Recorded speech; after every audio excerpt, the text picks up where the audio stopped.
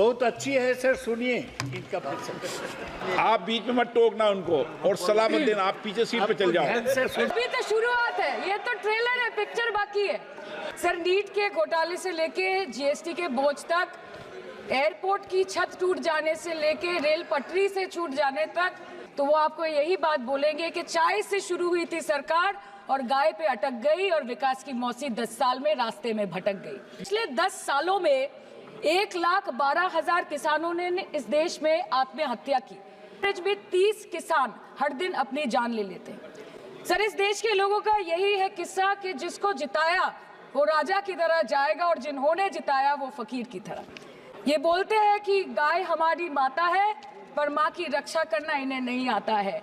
पर बचपन से हम सुनते आए थे कि संडे हो या मंडे रोज खाओ अंडे। मैडम, मैं बस ये कहना चाहती हूँ कि इस बीजेपी सरकार ने पिछले 10 सालों में इस देश के लिए क्या किया, उससे बड़ी तालिका बनेगी कि 10 साल में क्या क्या कर सकते थे पर किया नहीं। 2014 में जो किसान मोदी है तो मुमकिन है सोच के और अच्छे दिन के ख्वाब देख के बीजेपी को वोट दे रहा था, आज 10 साल बाद वो बोलता है कि मोदी है तो नामुमकिन है। शायद अभी वो किसान है भी नहीं। तो इसीलिए मैं बोलना चाहती हूँ कि समय बड़ा महत्वपूर्ण होता है अध्यक्ष महोदय, और बड़ा बलवान। बंगाली में हम एक बात बोलते हैं कि समय गेले साधन होबे ना। इसका मतलब यही है कि अगर समय चला गया तो साधना नहीं होगी, अगर भक्त रूठ गए तो आराधना नहीं होगी। और 3 से 303 से 240 के आंकड़े बोलते हैं कि इस बार जो आप चले गए तो दोबारा लौटने की संभावना नहीं होगी। सुश्री सयोनी घोष। बोलो। ये पहली बार की माननीय सदस्य ना जी हाँ, बहुत अच्छी है सर, सुनिए इनका प्रश्न। आप बीच में मत टोकना उनको और सलाह मत देना, आप पीछे सीट पे चल जाओ। सुनना चाहिए। धन्यवाद अध्यक्ष महोदय, आपने मुझे बोलने का मौका दिया। मैं जादवपुर लोकसभा क्षेत्र से पहली बार चुनकर इस सदन में आई हूँ और मैं धन्यवाद देना चाहती हूँ मेरी लीडर ममता बनर्जी और अभिषेक बनर्जी का, और जादवपुर लोकसभा क्षेत्र के सारे वोटरों का जिन्होंने मुझे भारी बहुमत से जिताया और इस सदन में भेज के बीजेपी को एक पैगाम दिया कि पश्चिम बंगाल में माननीय सदन में इन नेताओं को धन्यवाद नहीं होता। आप और ये संदेश सर, ये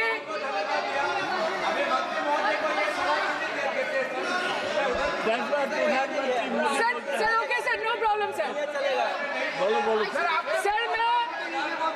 सर मैं धन्यवाद देना चाहती हूँ जादवपुर लोकसभा क्षेत्र के लोगों का जिन्होंने मुझे भारी बहुमत से यहाँ पे जिता के भेजा और ये पैगाम दिया कि पश्चिम बंगाल में नफरत की रणनीति और धोखेबाजी की राजनीति नहीं चलेगी। अध्यक्ष महोदय, मैं उम्मीद करूंगी कि आज आप मुझे पूरा बोलने का मौका दें, क्योंकि हाल ही में हुए नीति आयोग की जो मीटिंग हुई थी वहाँ पे हमारी माननीय मुख्यमंत्री, जो देश की एकमात्र महिला मुख्यमंत्री भी है, उनका माइक बीच राह में ऑफ कर दिया गया था। वो बंगाल के अरे अभी तो शुरुआत है, ये तो ट्रेलर है, पिक्चर बाकी है। अध्यक्ष महोदय, मैं आपसे ये बोलना चाहती हूँ कि वो बंगाल के हक के लिए यहाँ पे सवाल उठाने आई थी, वो बंगाल के लोगों की बात रखने यहाँ पे आई थी, लेकिन उनका माइक ऑफ कर दिया गया। आपके माध्यम से मैं इस सदन में उपस्थित वहाँ जो बैठे हैं माननीय सदस्य, कोई भी घटना को सर एक लाइन आपका डिलीट करेंगे सर, एक लाइन सर, मैं यही बताना चाहती हूँ कि बंगाल के लोगों का आगे जाके बंगाल के लोग आपके पार्टी की माइक ऑफ कर देंगे। बस एक चुनाव बाकी है, आप देख लीजिएगा। Sir, all India Trinamool Congress इस सदन और इस देश का 3rd लार्जेस्ट ऑपोजिशन पार्टी है और हम आपसे धन्यवाद हम आपको देते हैं कि आपने हमको रेलवे, स्वास्थ्य, शिक्षा और आज ये पशुपालन जैसे महत्वपूर्ण विषय पे चर्चा करने का मौका दिया। लेकिन तृणमूल कांग्रेस आगे जाके देश के हर महत्वपूर्ण मुद्दे पे बात करेगा, चाहे वो चीन का अनैतिक रूप से इस देश में प्रवेश हो या वो 700 से ऊपर आंदोलन जीवी किसानों की। माननीय सदस्य, आप पहली बार बोल रही हैं, मैं आपको हस्तक्षेप नहीं करना चाहता, लेकिन जिस अनुदानों की मांगों पर चर्चा सर अभी आ रहे हैं सर, नीट के घोटाले से लेके सर नीट के घोटाले से लेके जीएसटी के बोझ तक, एयरपोर्ट की छत टूट जाने से लेके रेल पटरी से छूट जाने तक तृणमूल कांग्रेस के सदस्य, हर सांसद देश के हर गंभीर मुद्दे पर चर्चा करेंगे। बस यही आपको बोलना था। Respected sir, Mahamati Manush is the Magna Carta of the governance of West Bengal and our party, and I feel truly honored that today I've been given the opportunity to talk on a ministry which is intrinsic to the Mahamati Manush of the country. हमारे किसान अपनी मवेशी को, अपनी फसल को माँ की तरह पूछते हैं, जिस खेत में वो हल चलाते हैं उस जमीन को नमन करते हैं। But does this major sector get support from the government? Sir, Indian agriculture supplies around 58% of India's livelihood and is a principal source of income for half of the population, accounting for 17 to 18% of the country's GDP. 70% of India's rural poor depend on livestock and farm animals. But does this sector get what it deserves?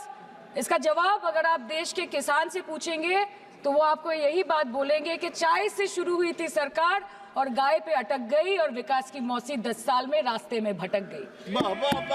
Sir, exorbitantly high cost of cattle and poultry feed under the mismanagement of this sector by the current government and wholesale fodder inflation hovering between 25% to 28.6% in the last 2 to 3 years, it is a 9-year high.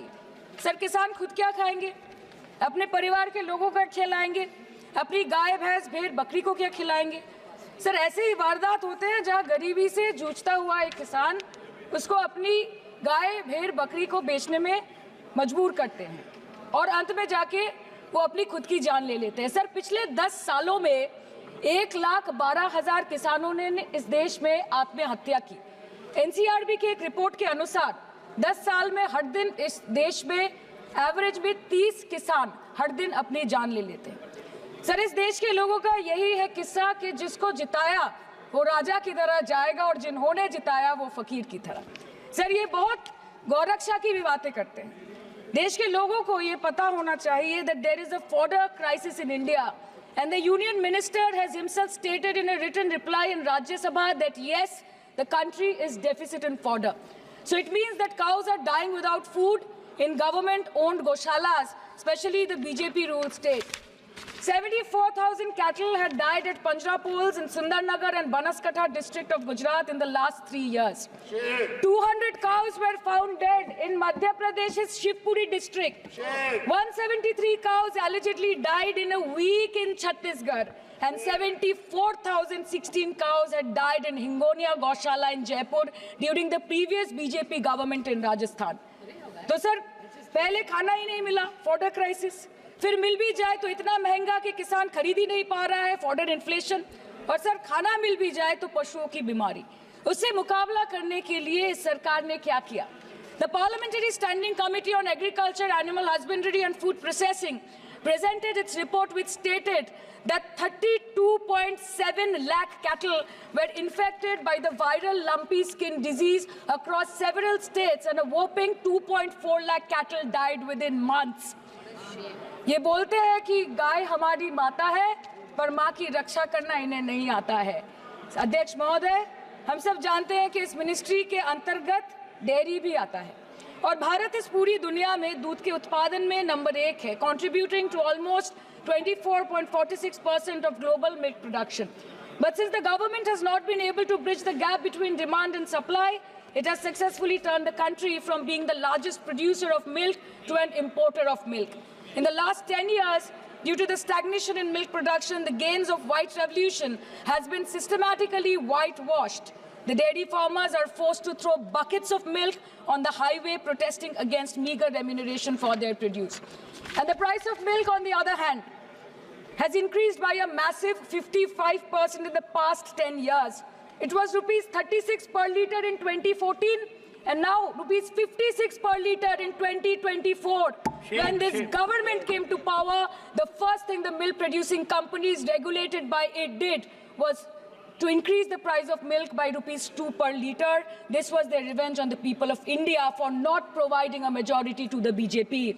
आम आदमी के दूध, छाछ, लस्सी, दही, पनीर पर 5% की GST, cream, condensed milk, मक्खन, घी पर 12% की जीएसटी और अमीरों के हीरो पर सिर्फ 1.5% की जीएसटी। सरकार उनको रिलीफ नहीं देती है जो विदेश में जाके मिल्क शेक और लाते की चुस्कियां लगाते हैं। ये सरकार उनको रिलीफ नहीं देती जो आम आदमी 2 पैकेट दूध खरीदने से पहले 10 बार सोचता है। सर, बचपन से हम सुनते आए थे कि संडे हो या मंडे रोज खाओ अंडे। India rank 2nd in egg production in the world. और अंडे का फंडा यही है सर कि भारत के बच्चों की किस्मत में महीने में एक अंडा नहीं मिलता।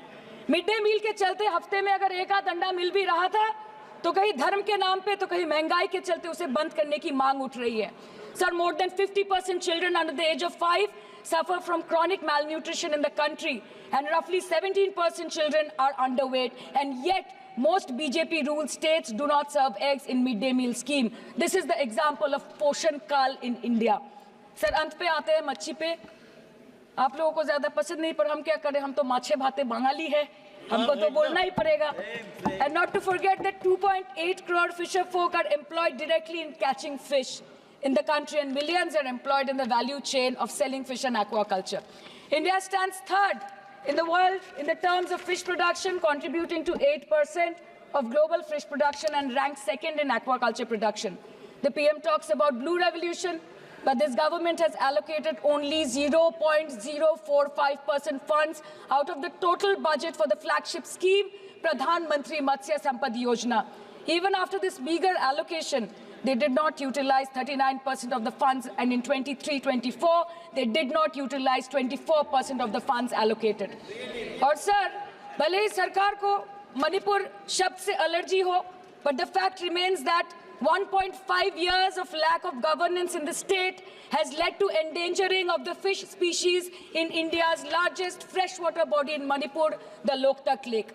So the government has to generate employment opportunities, investment in areas such as exports, post-harvest processing, and import substitution. It has to deal with adversities like overfishing, depleting of fish stocks, pollution, disease outbreak, destruction of habitat, and climate change. So my own parliamentary constituency has assembly constituencies like Baruipur, Shonarpur, Bhangor, which are heavily dependent on these sectors for livelihood. Main crops grown are wheat, rice, vegetable, fruit, oilseed, pulses, cotton and jute, and animal husbandry is practiced mostly by women in the self-help groups in the South Chobbish Pargona. They rear a wide range of domestic animals, including cattle, poultry, goat, particularly the black Bengal goat and the Pekin duck. And I take extreme pride in saying that in the last 5 years of the TMC government, the CM Mamata Banerjee has allocated a massive amount of 76,680 crore to agriculture and its allied sectors for their development. The government of West Bengal has achieved remarkable success in implementation of state schemes, namely Bangla Dairy. The state-owned company is providing financial incentive at the rate rupees 11.5 per litre of raw milk directly to the bank accounts of primary dairy farmers through milk unions. Bangla Dairy procured 3.55 crore kg milk in 2023, for which rupees 109 crore was paid to dairy farmers through direct benefit transfer. 47,900 fresh Kisan cards have been issued in the last 3 years for animal husbandry. Up to 30th November 2023, rupees 393 crore was sanctioned to marginal animal rearers in the rural areas. Bangla Shosho Bima scheme, a fully state-funded scheme for crop insurance. Total 1.28 crore farmers were enrolled under the scheme during 23-24. 70 lakh farmers got claim settlement worth rupees 247 crore. 76,049 farmers are getting pension amounting to rupees 1,000 per month under Joy Bangla scheme. Super Bangla scheme was introduced in 2014 for ensuring remunerative prices for agricultural produce, integrating about 80,000 farmers and procuring about 100 metric tons of perishables daily. The annual turnover of this project is now rupees 106 crore. 77 new stores have been opened in financial year 23-24. 186 Krisak Bazars sub-market yards are running successfully, providing excellent marketing infrastructure for aggregation and ease of marketing. And to be mentioned, that West Bengal is one of the largest cold storage capacities in the country at more than 87 lakh metric ton with 620 cold storages. New investment of rupees 239 crore is upcoming in this sector this year with an employment opportunity for nearly 20,000 people. अरे उधर वाले बता इसमें बुरा क्या है, हवा के चार झोंके अगर इधर से भी गुजर जाए तो. Now coming to the demands of pending funds from the Government of India to West Bengal on animal husbandry and welfare. 50% of the central share, rupees 12.72 crore for financial year 23-24, being the recurring expenditure for mobile veterinary units is pending with the Government of India. Government of West Bengal requested for sanctioning an additional 126 MVUs for 24-25. However, it was regretted, citing want of funds. The proposed central share of 49.93 crore for financial year 24-25 for assistance to states for control of animal disease has not yet been released by the Government of India. Despite repeated persuasion, Department of Animal Husbandry and Dairying has not released the central share of rupees 10 crore for financial year 24-25 for various ongoing national livestock mission schemes, including the project for the establishment of Buck Semen Station in Horinghata. ये तो बस इसी ministry से बकाया है बंगाल का. अभी दूसरी मिनिस्ट्री प्रक्रिया तो पता नहीं कहाँ पे जाके ये खत्म होने वाला है.